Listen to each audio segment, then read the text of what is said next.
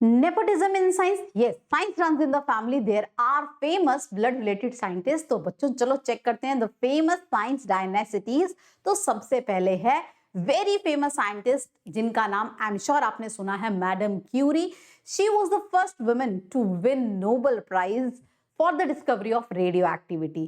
तो उन्हें फिजिक्स और केमिस्ट्री दोनों फील्ड में नोबेल प्राइज मिला. एंड अपनी मदर के फुटस्टेप्स को फॉलो करते हुए उनकी डॉटर Irene Curie ने भी वर्क किया in the field of synthetic radioactive elements and she also won the Nobel Prize in the same. So as you can see, as is the mother, so is the daughter. आगे बढ़ते हैं. Again a very renowned scientist Albert Einstein, and I'm sure इनका नाम सुनते ही आपके दिमाग में आई होगी theory of relativity, E is equal to mc square. Yes, he contributed a lot in the field of science. And बच्चों आपको पता है कि क्या एल्बर्ट आइंस्टाइन को जो नोबेल प्राइज मिला वो किस लिए मिला? No no no no no, not for theory of relativity but to explain the phenomena of photo electric effect using quantum theory. So yes, he got the Nobel prize and his son Hans Albert Einstein followed his interest in science just like his father. He was a renowned professor of hydraulic engineering at UC Berkeley and he contributed a lot in the field of river engineering, sediment transport, etc.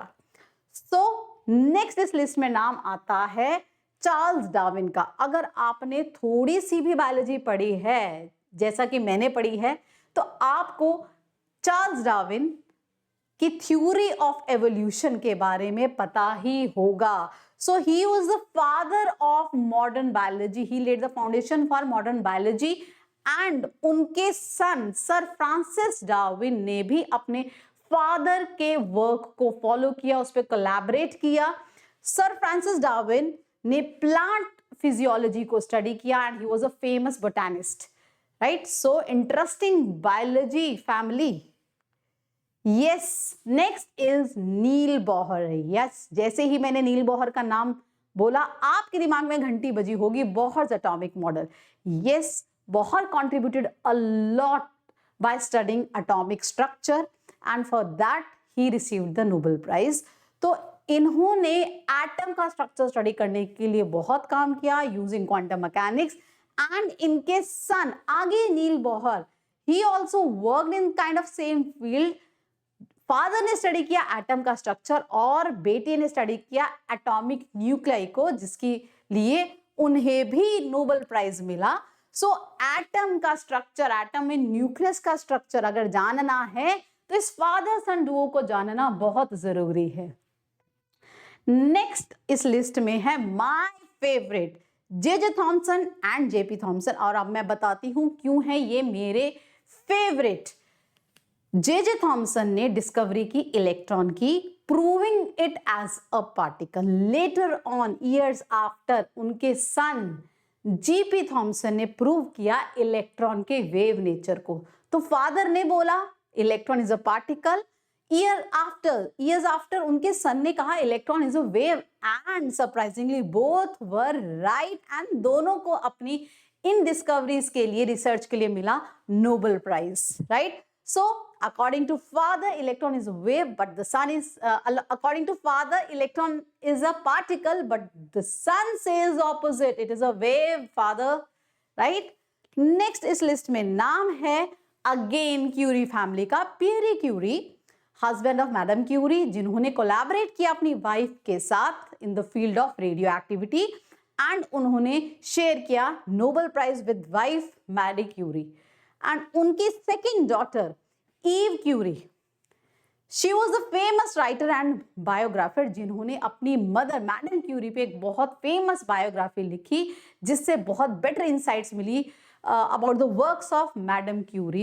And interesting fact is Eve Curie के husband, he also received Nobel Prize of Peace, right? So Curie family के पास तो Nobel prizes की भरमार है.